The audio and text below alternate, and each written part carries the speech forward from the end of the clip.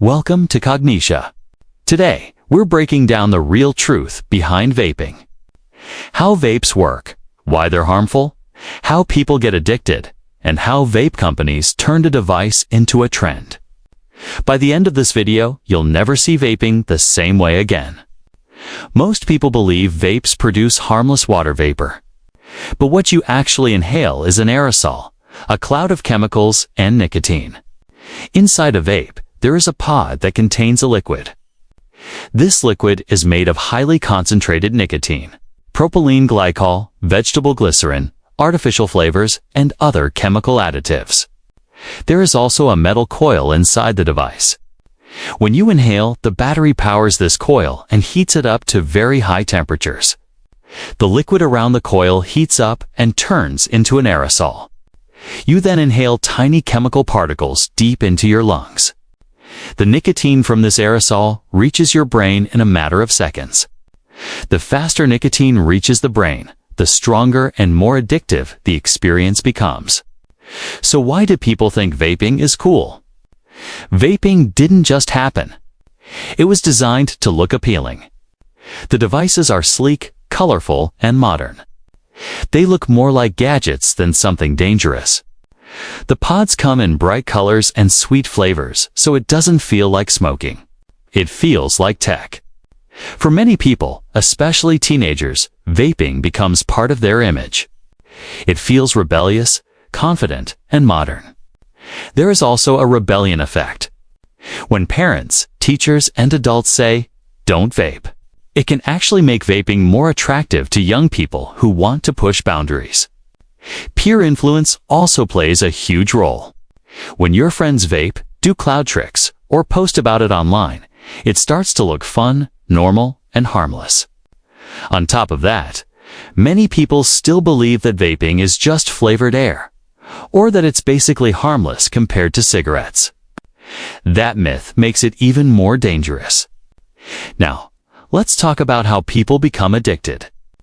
Vaping is engineered to create addiction, often faster than traditional cigarettes. One single vape pod can contain as much nicotine as 1 to 2 packs of cigarettes. When you inhale, nicotine reaches your brain very quickly and causes a spike of dopamine, a chemical linked to pleasure and reward. Your brain starts to connect certain feelings with vaping. Feeling stressed? Vape. Feeling bored? Vape. Feeling sad, anxious, or uncomfortable? Vape. Over time, small moments throughout the day turn into vaping habits. You wake up and vape. You vape on the way to school or work. You vape during breaks, before class, after eating, while scrolling on your phone. These tiny repeated actions, called microhabits, slowly build a powerful dependency. Then the psychological side kicks in. People begin to believe that they need vaping to relax, to focus, or to feel normal. At that point, it's not just a habit. It's an addiction. But why is vaping harmful if there's no burning tobacco? Even though vapes don't burn tobacco like traditional cigarettes, the harm is very real. The aerosol you inhale contains chemicals like formaldehyde, acrolein, and heavy metals such as lead, nickel, and tin. It also contains toxic flavoring chemicals. These particles travel deep into the lungs and can damage lung tissue over time. Vaping can cause chronic cough, reduced lung capacity, inflammation, and other breathing problems. Some flavoring chemicals have been linked to a condition commonly known as popcorn lung, which damages the small airways in the lungs. Nicotine also affects the heart and blood vessels. It raises blood pressure, increases heart rate, and boosts stress hormones. Long-term use increases the risk of heart and circulatory problems. Then there is mental health.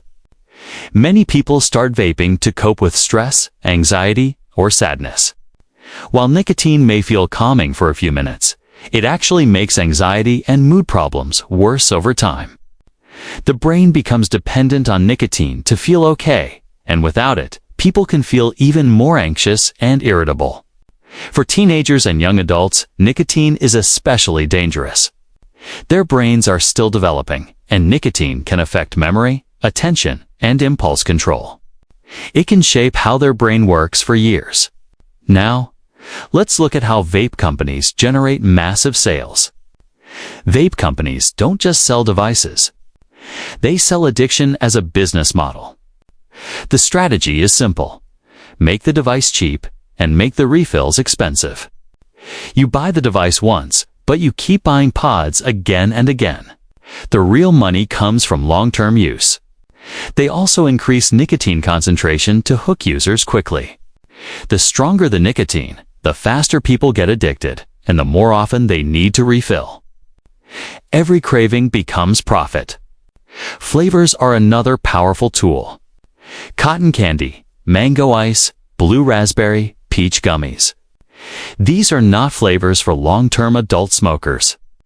They are designed to attract teenagers and first-time users who would never pick up a traditional cigarette. The designs of vapes are also very deliberate. Many devices look like USB drives, pens, or small, sleek gadgets. They are easy to hide in a pocket, backpack, or pencil case. Easy to carry, easy to use, easy to conceal. Advertising also played a huge role in the rise of vaping. Even when direct ads are restricted, social media keeps the trend alive. People post vape tricks, aesthetic photos, and casual videos of themselves vaping. This creates free, constant promotion. Vape companies also use emotional marketing. Instead of saying buy nicotine, they say things like reduce stress, feel confident, be part of the group, or try exciting new flavors. They don't just sell a product. They sell a feeling and a lifestyle. Why does this marketing work so well? It works because vapes don't look or smell dangerous. There is no thick smoke, no ash, and no strong odor. The first hits feel smooth and tasty, not harsh and painful. Because it doesn't feel bad right away, people underestimate the risk. At the beginning, addiction feels like a choice. People say, I can quit whenever I want. But with time, the brain and body adapt to the constant flow of nicotine.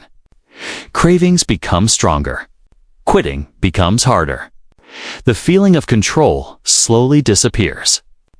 And when everyone around you seems to be vaping, it starts to feel normal. Social proof makes it look like something everyone is doing, even when that's not true. All of this leads to hidden costs that many don't see at first. People who vape regularly often experience anxiety, mood swings, irritability, problems with focus, shortness of breath, and difficulty going long periods without their device. They may try to quit and feel restless, angry, sad, or unable to concentrate. Those are signs of withdrawal and dependence. Needing a device just to feel okay is not freedom. It's control. There is nothing truly cool about being owned by an addiction. If this video helped you understand the truth behind vaping, make sure to like, share, and subscribe to Cognitia for more powerful breakdowns of issues shaping our world. Stay informed. Stay aware. Stay curious. This is Cognitia.